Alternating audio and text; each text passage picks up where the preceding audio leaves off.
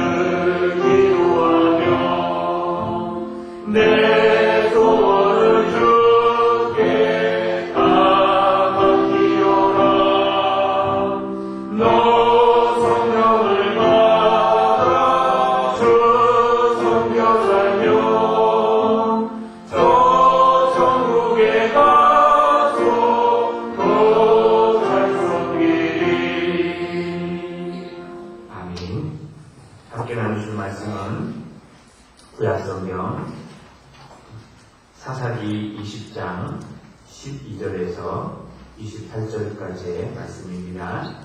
구약성경 제가 가진 성경은 397페이지에 있습니다. 사사기 20장 12절에서 28절까지의 말씀입니다. 구약성경 397페이지에 있습니다. 레리 크랩이라는 사람이 쓴 파파의 기도라는 그런 제목의 책이 있습니다. 이 책에 보니까요, 여러분 이렇게 기록되어 있었습니다. 다음날 우리는 센트럴파크에서 숨바꼭질을 했습니다. 아이가 나무에 기대어 눈을 감고 10가지 세는 동안 나는 6m 남짓 떨어져 있는 다른 나무 뒤에 숨었습니다. 다 셌다, 찾는다, 아이가 소리쳤습니다.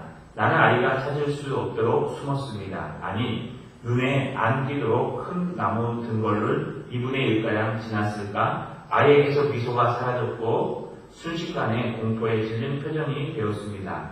아이가 아빠 어디 계시지? 사라지셨나? 강도가 나타나서 아빠를 한 방에 때려눕혀 질질 끌고 간 건 아닐까? 예수님이 오셔서 아빠만 먼저 데려가시고 나는 버려둔 건 아닐까? 공포에 질린 아이의 눈동자에서 이런 의문을 읽을 수 있었습니다. 나는 얼른 나무 뒤에서 나왔습니다. 아빠하고 아이가 비명을 지르며 내게 달려왔습니다. 아빠를 못 찾을까봐 겁이 났어요. 아이는 그 순간만큼 내가 장난감을 사주기로 한 약속도 생각나지 않았습니다. 아이가 원하는 건 오로지 나와 함께 있는 것, 내 옆에 바싹 붙어 있는 것, 내가 눈앞에 보이는 것, 나를 따라오는 것 뿐이었습니다. 선교사이자 전도자인 스탠리는 이런 말을 했습니다. 신앙인에게 가장 필요한 것은 하나님을 얻는 것이다. 당신이 하나님을 얻으면 다른 모든 것은 따라오게 된다.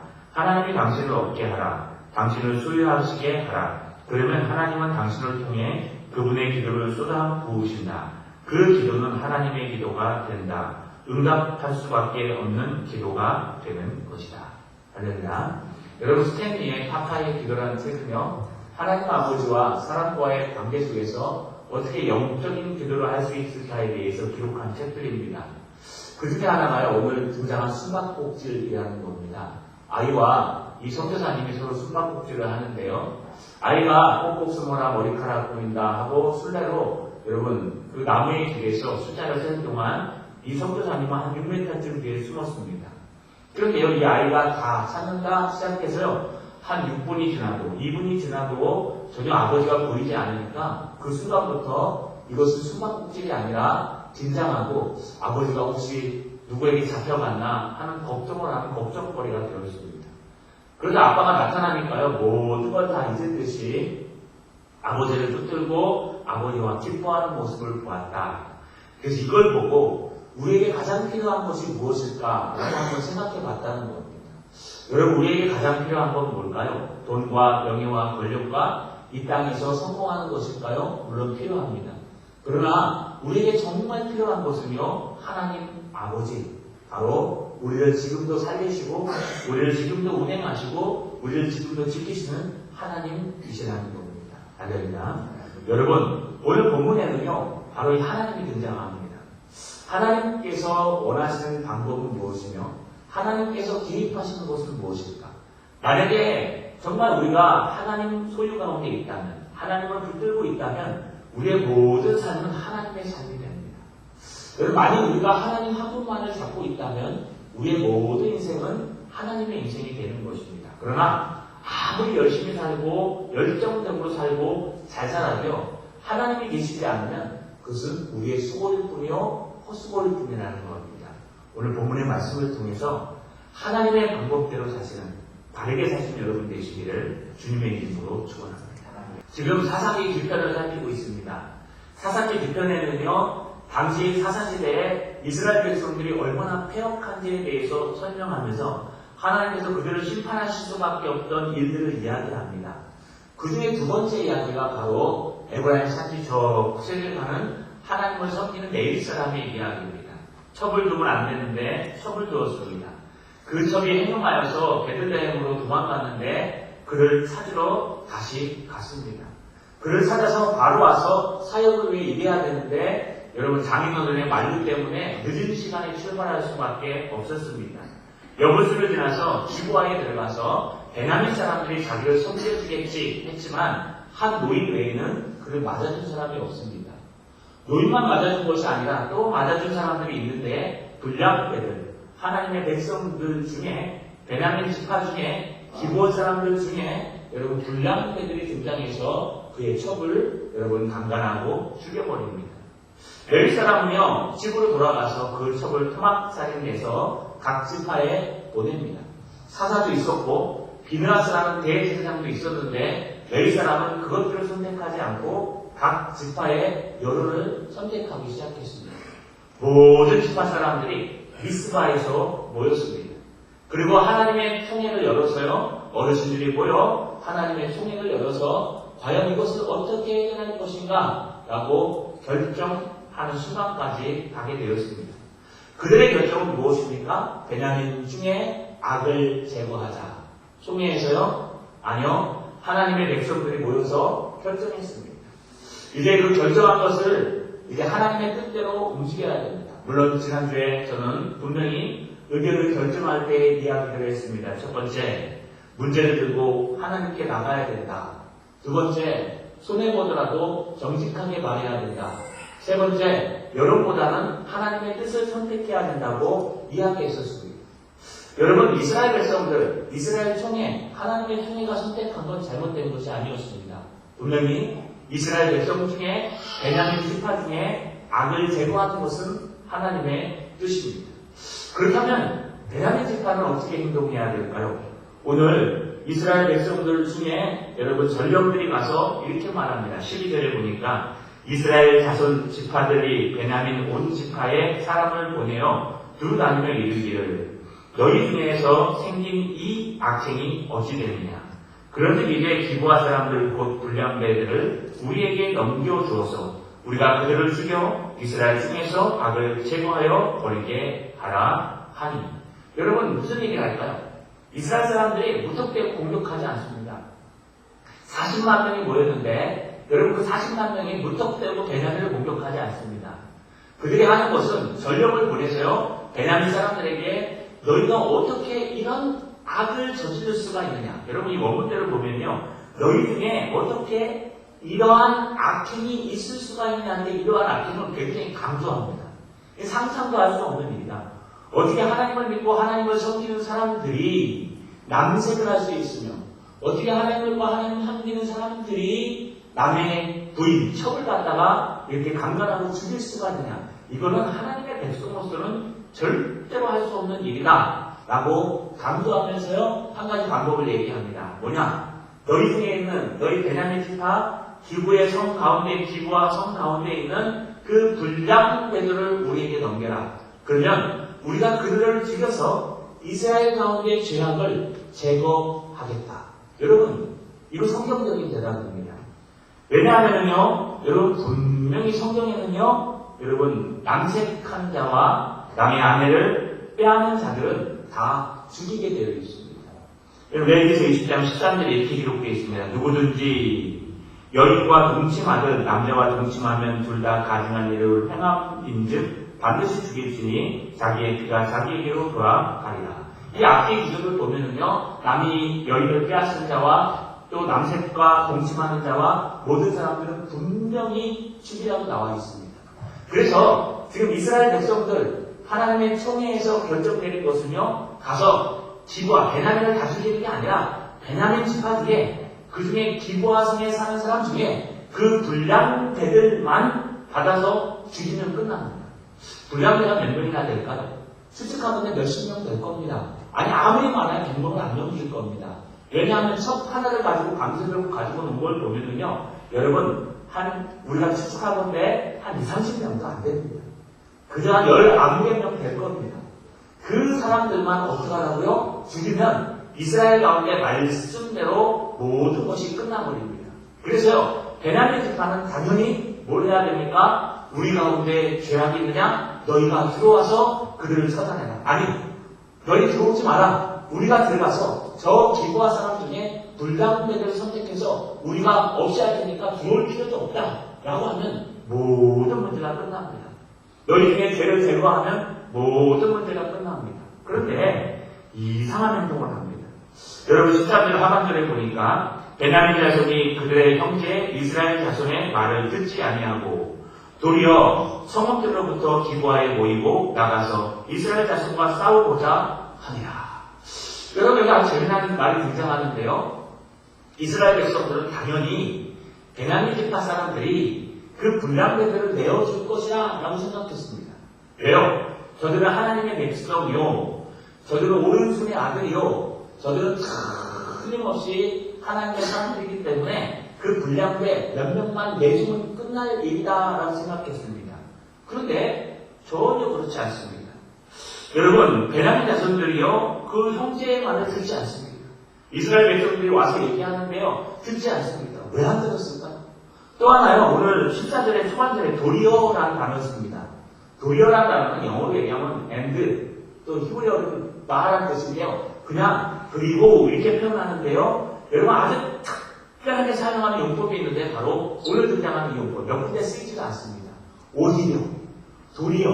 왜 그러냐면요. 이게 당연히 이렇게 일어나야 될 것을 이 and를 쓰면서 전혀 다른 방법으로 일을 진행해 갈 때 이 말을 도리어라고 번역하는데 이곳에 등장합니다. 여러분 하나님 생각에, 하나님 백성 생각에는 당연히 너희 민족이 아니라 너희 민족 중에 기부와 성 가운데 한 19명 걔네만 달라는 거예요. 그 사람들만 주면 당연히 죄악 가운데 있었으니까 저들을 죽여서 어떻게 한다고요? 이스라엘 백성 중에 모든 죄악을 제거하여 버리겠다. 성경적이고 하나님의 뜻대로 하는 겁니다. 물론 그들이 분을 내어서 감정적으로 달려든 건 있습니다. 그런데 베냐민 지파는요 전혀 거기에 순응하지 않습니다. 그들이 말하는 건 듣지 않습니다. 도리어 어떻게 한다고요? 오히려 성읍들로부터 기부하에 모이고 나가서 이스라엘 자손과 싸우고자 하니라. 그 10명을 지키려고요 이스라엘 자손과 싸우려고 하는 거. 멋있습니다. 베냐민은 끝내줍니다. 자기 백성은요 죽을 때까지 지키겠다는 거예요. 우리 민족은 죽을 때까지 지킨다. 미군들이 모토가 있답니다. 시체까지도 찾아다가 고국으로 데리고 온다. 그래서요, 미군들은 그게 모토랍니다. 백제에 가서 죽으면 틀림없이 시체를 찾는답니다. 그러니 죽어도 나라를 위해서 죽어도요, 두렵지가 않답니다. 여러분, 그런 모토인 것 같아요. 인간적으로, 인본적으로 너는 죽어도 우리 민족이기 때문에 내가 지킨다.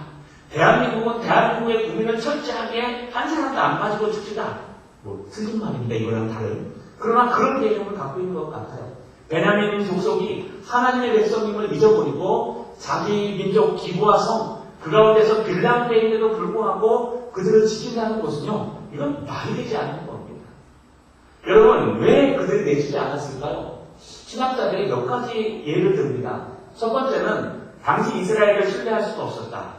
하나님의 총회가 모였는데 그 총회의 결정을 우리는 신뢰할 수 없다. 기부한 사람이 정말 남색했는지 우리가 믿을 수 없다. 아니요, 그 조사해보면 압니다. 한 노인이 있기 때문에 틀림없습니다. 그럼에도 불구하고 조사하기는커녕 아예 여러분 내어주지도 않습니다. 두 번째는요, 아마 많은 신학자들이 추측하는데 이 불량배들, 기부하에서 이 정도 행사를 하고도 살아남을 수 있다면 분명히 정치꾼들의 아들이었을 거다. 아마 지도자들의 아들이었을 거다. 아마 기부하를 지배하고 베냐민 중에 몇몇 높은 자리에 있는 지도자의 아들이 끼어있을 것이다. 그래서 아마 내어주지도 않고 자기의 혈육을 살리기 위해서, 자기의 관계, 가족을 살리기 위해서 하나님과는 관계없이 하나님의 뜻은 그를 세워서 죽여야 되는데 죽이지 않고 그것을 무마하고 덮으려고 오히려 하나님의 백성과 싸우려고 동족에게 칼을 들이댔을 것이다. 마지막 세 번째는요, 자신의 힘을 의지한 것이다. 왜냐하면요, 여러분 15절에 보시면 이렇게 등장합니다. 그때 그 성읍들로부터 나온 베냐민 자의 수는 칼을 빼는 자가 모두 26,000명이요. 그 외에 기부와 주민 중 택한 자가 700명인데 이 모든 백성 중에서 택한 700명은 다 왼손잡이라 물매로 돌을 던지면 조금도 틀림이 없는 자들이더라. 여러분 이게 무슨 뜻인지 아십니까? 베냐민 족속들이요, 모였을 때 몇 명이 모였냐? 26,000명이 모였습니다. 물론 많은 숫자는 아닙니다. 아마 3분의 2 정도 모인 것 같습니다. 그런데 이 26,000명이 다 어떤 사람이냐 하면 칼을 빼는 자라고 기록되어 있습니다. 여러분, 이스라엘 사람들은 40만 명이 모였습니다. 40만 명이 다 칼 빼는 자가 아닙니다. 여러분, 이 히브리어로 칼 빼는 라하브라는 단어를 쓰는 이유는 특공대를 얘기합니다. 싸움에 도맡은 사람들. 지구로 얘기하면 일반 병들이 아니라 여러분 특전사들을 얘기하는 겁니다. 특전사들. 그러니까 앞에 나가서 맨 앞에서 싸울 만한 사람들이 이스라엘 민족은 40만 명이 모였는데 뒤에 보시면 알겠지만 그 중에 13만 정도 되는데 베냐민 민족은요 26,000명이 모였는데 26,000명이 다 특수부대라는 거예요. 위치상 베냐민 지파는요 유다 위에 있어서 블레셋과 날마다 싸웠습니다. 그러니 싸움에는 아주 도같은 사람들입니다. 그러니 26,000명이 모였는데 민족 중에 한 3분의 2가 모였는데 그들이 다 싸움을 잘하는 칼을 잘 쓰는 특전사들이라는 거예요. 그 중에서 또 기부한 사람 중에 700명을 뽑았는데 여러분 그들이 물매를 던지는데 어느 정도 잘 던지냐 하면은요 여러분 우리가 이거 16절 끝에 보시면은 물매로 돌을 던지면 조금도 틀림이 없는 자들이더라. 이 조금도 틀림이 없는 자들이더라를 히브리어로 번역하니까요 머리카락만큼도 빗나가지 않는 자들이더라 이런 뜻입니다. 그러니까 여러분 물맷돌 아시죠? 다윗이 돌렸던 물맷돌. 그런 물맷돌을 갖다 딱 잡고 막 해서 슉 던지면요 한 20-30m 앞에 날아가서 맞는데 여러분 요만큼도 빗나가지 않고 맞는다는 거예요. 얼마나 거리에서 던질 수 있을까요? 한 20m 정도로 얘기합니다. 20-30m. 더 이상 멀리 던지지 못합니다. 물매이기 때문에요. 날아갈 수는 있지만 정확하게 맞추려면 약 20-30m 길어야 이 정도 봅니다. 그러니까 700명이 앞에서 여러분 20-30m에서 돌을 던져서 던지면 정확하게 맞출 수 있는 사람이 700명이라는 거예요. 지금으로 얘기하면 뭐냐면 저격수들입니다. 저격수. 여러분 스나이퍼라고 그럽니다. 우리 군대 가시면요 총을 잘 쏘는 사람들을 군대에서 한 사람씩 뽑습니다. 그 사람들한테 총 좋은 거 안경 달린 걸 줍니다. 그 사람들이 산속에 숨어가지고요 적군을 겨냥해서요 총도 연발이 아니라 따다닥 안 나와서 탕 쏘고 탁 땡기고 탕 쏘고 이런 총을 줍니다. 근데 그 총이 무서울까요? 아니면 적군 10명이 뛰어드는 게 무서울까요? 그 총 하나가 무섭습니다. 그 총이 혼자서 50명을 이길 수 있습니다. 눈에 보이면. 그러니 700명이 저격수라는 얘기는요, 엄청난 겁니다. 지금 26,000명은 특전사들이요, 그 중에 700명은 저격수들이요, 그러니 베냐민은요, 자기 힘을 믿을 수밖에 없습니다. 우리는 싸움에 이골이 났다. 덤벼라! 니네 40만 명 아무것도 아니다. 우리는 싸움에 이골이 난 사람들이기 때문에 너 갖고 무섭지가 않다 하면서요, 자기의 힘을 의지하는 겁니다. 첫 번째는 총회를 믿을 수 없습니다. 두 번째는 그 불량대들 중에 아마 정치꾼들과 모든 지도자의 아들, 딸이 있을 겁니다. 세 번째는요, 그들이 자기 힘을 믿습니다. 그래서요, 하나님의 뜻대로 당연히 그들을 내어주고 죽여서 오히려 달라고 하지 않아도 우리가 스스로 죽여서 하나님 앞에 거룩한 백성으로 나가야 되는데 오히려 그들을 감싸 안고 여러분 하나님의 결정을 무시하는 그런 멸망당한 일을 행했다는 겁니다. 나중에 베냐민 600명을 빼고 다 죽습니다. 베냐민 집안에 600명을 남겨두고요, 모두 다 몰살합니다. 여러분 이게 무슨 뜻일까요? 그 11명 살리려고 한 민족이 멸망당합니다. 그냥 14명 살리려고 한 민족이 멸망당합니다. 그 14명 내 친척이고 내 가족이고 내 친구고 나의 관계 있는 사람 그 사람과 손잡고 그 사람을 살리려고 한 공동체가 다 무너져요. 이걸 뭐라고 합니까? 벼룩 한 마리 잡으려다가 소가순간이 들어온다. 아시죠 여러분? 벼룩이 막 긁히고 화가 나가지고요 막 휘발유를 뿌려갖고 불을 확 튀었는데 집이 다 타버렸어요. 여러분 그러십니까? 집에 갔더니 바퀴벌레가 한 마리 있어요. 오늘 제 목양실에 딱 들어갔더니 한 마리가 조용히 누워 계시더라고요. 제가 감사한 걸 치워드렸습니다. 우리는 그 벌러지라는 약이 있었어요. 여러분 그게 싫어가지고요. 온 집에다 막 휘발유를 뿌리고 불을 확 틀어버리면 어떻게 될까요? 바퀴벌레는 다 죽습니다. 근데 모두 함께 죽어요. 거북이도 함께 타버립니다. 여러분 아주 미련한 짓이죠? 그런데도 불구하고요. 사람들은 그 일을 한다는 거예요. 여러분 이게 바로 인본주의라는 거예요. 인간 관계, 혈육 관계, 나와 관계 있는 그 사람 하나를 살리려고 하나님의 모든 진리를 버려버린다는 거예요. 나와 관계 있는 그 사람을 건져내고요. 하나님의 방향과 하나님의 뜻을 다 버려버린다는 거예요. 그럼 망해요. 그 가정은 망하고 공동체는 망합니다. 여러분 오히려 베냐민은요 그들을 내줬어야 됩니다. 오히려 베냐민은요 너희 들어올 곳 없다. 우리가 하나님 앞에 부끄럽다. 내가 알아서 처리할게 하면서 그냥 그 안에서 죽여버렸어야 됩니다. 그러나 베냐민은요 혈육을 인간관계를 하나님의 말씀보다 하나님의 뜻보다 더 소중하게 여기는 바람에요. 여러분 결국은 600명을 빼놓고 싹 다 멸망당하는 여러분 나라가 민족이 망하는 그런 경험을 합니다. 그래서요 우리는 신앙을 선택하셔야 돼요. 오늘날 우리도 똑같습니다. 우리도요 신앙을 선택하셔야 돼요. 인간관계보다 우선되는 건 신앙입니다. 여러분 인간의 사랑보다 우선되는 건 하나님의 진리입니다. 하나님의 진리와 질서를 해결하지 않으면요 절대로 해결되지 않습니다. 한 공동체에게서 전화가 왔습니다. 여러분 그 공동체에 이단이 들어왔다 합니다. 그런데 이단이 들어오자마자요 여러분 찬양을 장악한답니다. 그래서 이 이단을 좀 찬양해야 되는데 너무 찬양을 잘하니까요 성도들이 내보내지 말자 그러는데요. 그래갖고 그 이단파에 다 줄을 쓰고 단목사님파에 줄을 다 서갖고 지금 교회가 갈라지기 직전입니다. 통합식입니다. 우리 교회는 아닙니다. 전화가 왔어요. 어떻게 하면 좋겠습니까? 제가 뭐 압니까? 나 그런 거 잘 몰라요. 답은 딱 하나 있어요. 기도하십시오. 할렐루야. 진짜 이 기도하십시오가 얼마나 무책임한 말이면서 얼마나 정확한 대답인지 야 제가 해놓고 너무 기가 막힌 대답을 해줬어요. 그리고 끊었습니다. 여러분 이게 뭘까요? 이 한 마리 잡으려고 초가상관 태운다는 거. 우리가 우리의 모든 것 중에 조그마한 죄악이 있으면 드러내야 됩니다. 그래서 먼저 하나님 앞에 해결해야 됩니다. 누가 나에게 지적하지 않더라도 내가 먼저 해결해야 돼요. 내가 못하면 내 주변 사람들이 해줘야 됩니다. 내가 못하면 우리 아버지가, 내가 못하면 나의 친구가, 내가 못하면 내 누나가 그것을 발견하면요 우리 가족, 우리 친구가 아니라 먼저 그것을 해결해야 돼요. 그거 안 하면 그 다음에는요 공동체가 들어가야 되고 총회가 들어가야 된다는 거예요.